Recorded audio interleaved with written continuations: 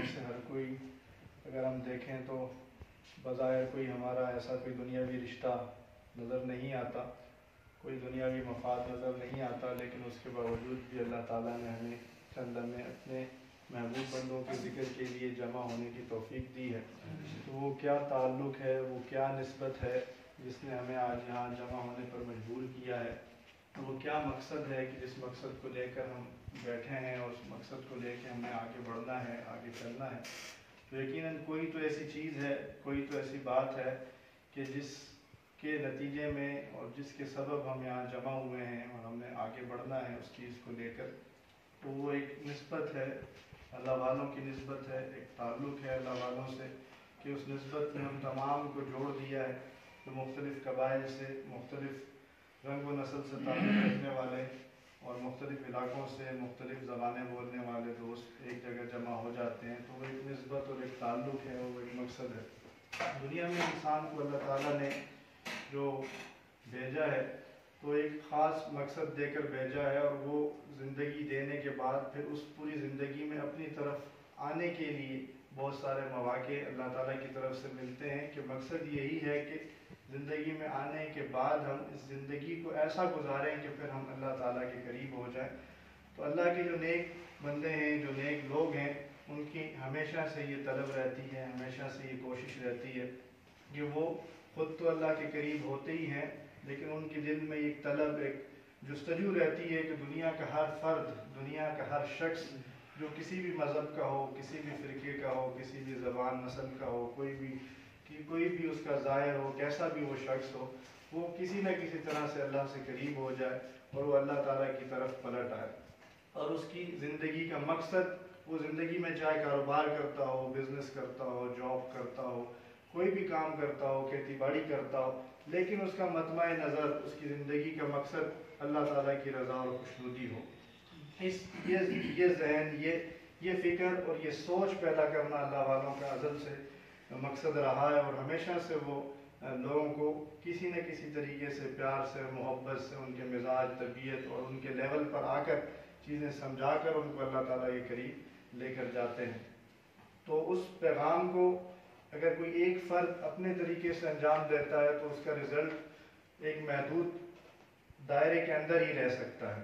لیکن اگر اس کام کو بہت سارے دوست مل کر ایک گروپ کی صورت میں ایک منظم انداز سے اگر اس کام کو سر انجام دیتے ہیں تو اس کے رزلٹ پھر کچھ اور ہوتے ہیں۔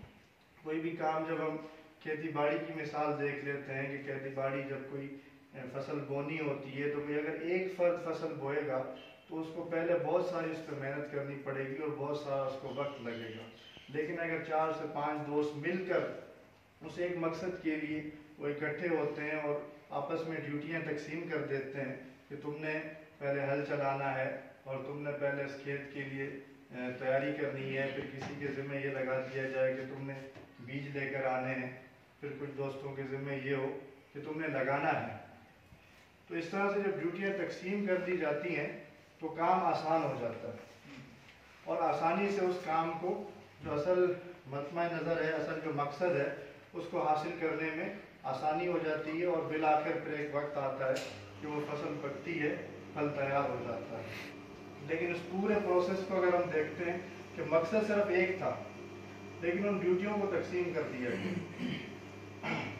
تو تقسیم کرنے کے نتیجے میں کام آسان ہو جاتا ہے اور مقصد مل جاتا ہے۔ تو اللہ والوں نے بھی جو تنظیم بنائی ہے، جو پلیٹ فارم بنایا، اس کا بھی یہی مقصد ہے۔ یہ ساری کی ساری چیزیں ایک طرح سے لوازمات ہیں، لیکن مقصد اس پھل کا پکنا ہے، اس مقصد کا پہنچنا ہے، اور تمام لوگوں تک اس اللہ کے ذکر کو اور محبت کو پہنچانا ہے۔ حضور قبلہ عالم نے فرمایا تھا ایک جگہ پر کہ جب ہم روٹی کی ضرورت ہوتی ہے پکانے کی تو فوراً سے روٹی نہیں پک جاتی، پہلے اس کے لیے آگ جلانی پڑتی ہے، توا رکھنا پڑتا ہے، پھر آٹا گوندنا پڑتا ہے، پھر وہ روٹی اس توے پہ جاتی ہے، پھر جا کر پکتی ہے۔ تو اصل مقصد روٹی کا پکنا ہے، لیکن سارے جو لوازمات ہیں وہ صرف اس مقصد کو حاصل کرنے کے لیے ہی اختیار کیے جاتے ہیں۔ تو تنظیم کا مقصد بھی یہی ہے، یہ سارے لوازمات کرنے کا مقصد بھی یہی ہے کہ وہ جو مقصد ہے اللہ والوں کا، محبت کا، پیار کا، ذکر کا، اس کو عام کرنے میں آسانی ہو. تو بس یہی مختصر سا تنظیم کا تعارف ہے. باقی تو اس مبارک کا خطاب آپ نے سنا ہوگا, اللہ والوں کی گفتگو سنی ہوگی, یہ کمال گفتگو فرمائی ہے. اور اس مبارک پر تو یہ چیز اللہ والوں نے بالکل واضح کر دی ہے کہ جو ظاہری اسباب ہیں یا ظاہری جو ہمارے رسم و رواج ہیں یہ اہم نہیں ہے. اصل جو اہم چیز ہے وہ تعلق ہے, وہ نسبت ہے. اگرچہ اس مبارک کو فزیکلی بھی کیا جا سکتا تھا, ارینج ہو سکتے تھے معاملات, لیکن اللہ والوں نے آن لائن یہ سارا سسٹم کر کے یہ ایک چیز بتا دی اور پیغام سمجھا دیا کہ یہ ظاہری ہمارے معاملات اہم نہیں ہیں. اہم جو چیز ہے وہ اللہ کا ذکر, اللہ کی یاد اور وہ تعلق ہے. وہ اس کے لیے وہ ان چیزوں کا بظاہر محتاج نہیں ہے, اگرچہ اس سے آسانی ہوتی ہے, اسباب سے فائدہ ہوتا ہے, لیکن اس کے بغیر بھی ہمیں اصل مقصد پر ہماری توجہ ہونی چاہیے. باقی یہ چیزیں تو چلتی رہیں گی, معاملات آگے بڑھتے رہیں گے, لیکن اصل مقصد ہے. اور جو طلب کی بات حضور قبلہ عالم نے فرمائی ایک مثال دے کر, کہ پوری اس صحرا کی جو مثال آپ نے دی تھی, کہ جو طلب ہے اصل انسان کی جو طلب اور تعلق ہے وہ انسان کو فائدہ دیتا ہے, وہ انسان کو کسی منزل تک پہنچاتا ہے. باقی ظاہری چیزیں کسی حد تک معاونت ضرور کرتی ہیں, لیکن اصل مقصد تک ضروری نہیں ہے کہ ان چیزوں سے پہنچا جا سکے. انسان پہنچے گا تبھی جب دل کا تعلق اور دل کا رشتہ مضبوط ہوگا, عقیدت اور محبت کا رشتہ مضبوط ہوگا, تبھی ہم پہنچ سکتے ہیں. تو اسی طرح تنظیم کے ذمہ پھر کچھ ڈیوٹیاں لگائی جاتی ہیں دوست, جس طرح پہلے مثال میں بات ہوئی کہ اس تنظیم نے صرف لوگوں کی روحانی ضرورتوں کو پورا نہیں کرنا, بلکہ ان کی دنیاوی جو ظاہری ضرورتیں وہ بھی پوری کرنی ہے.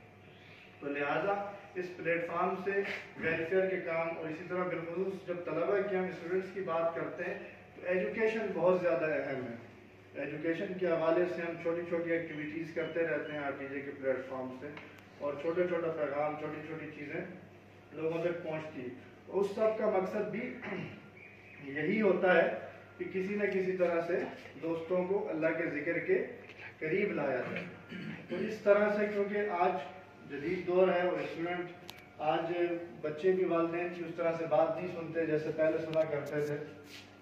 اور اسی طرح سے آج اسٹوڈنٹ کو اگر آپ سمجھانے کے لیے ڈائریکٹ ان کو آپ ایسی باتیں بتائیں تو وہ ان کو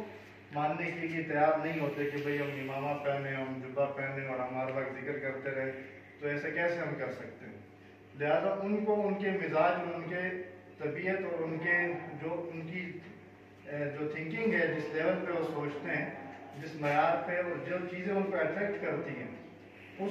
وہ ساری چیزیں, وہ اسباب اختیار کرتے ہوئے ہم نے ان تک وہ پیغام پہنچانا ہے تاکہ ان کی سمجھ میں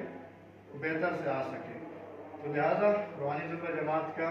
یہی منشور اور یہی مقصد ہے کہ طلباء کے اندر